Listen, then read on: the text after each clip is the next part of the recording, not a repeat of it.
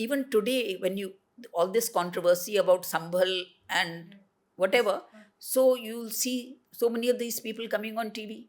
Are they're telling the Hindus, are you used to build on Buddhist sites? Please tell us. Please tell us the Buddhist sites on which Hindus build temples.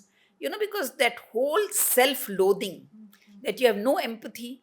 I'm not saying you have to be an admirer, but you have to have empathy. If I am writing a history of your family, I should have basic empathy, no? I cannot start with such an antagonistic tone. I mean, this is a given. This is a given. Yes, sir. It is absolutely distressing. Udaygiri was a very famous site which was developed by Chandragupta. Chandragupta of the Gupta dynasty. Yes. And it's a very important tourist site today. And Chandragupta he called himself Param Bhagwat. Param Bhagwat means great devotee of Vishnu. Now that site is there. Anyone can Google it or go and visit. Now, next to the main cave of Chandragupta is the cave of his minister. His minister was a Shiva Bhakt. And there's an inscription in that cave which says, I invited the emperor, the king, Chandragupta, to come to this cave. He visited this cave. He visited the cave. And there's a image of Chandragupta visiting this place.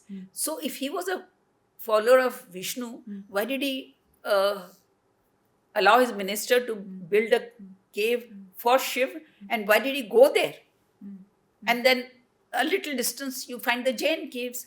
So, so much poison has been infused into writing the narrative of Indian history that I don't know how many generations it will take I'm not saying that everything is perfect. There is no country and no civilization in the world which we can call a perfect civilization. See, the impact of time and the unfolding of history does result in certain distortions. It is all over the world. I'm not saying that even if it was a glorious beginning, I'm not saying that the impact of developments did not have any bearing on our history. Of course it did. But the point is to begin the story from the impact and not to go to the roots, I don't think is very honest way to do it. We should begin at the beginning and then say these discrepancies and irregularities crept in at some point, and there was always an awareness that these need to be addressed. I don't know how many reformers or politicians you can name, I cannot name anybody, who said that the depressed classes should remain depressed.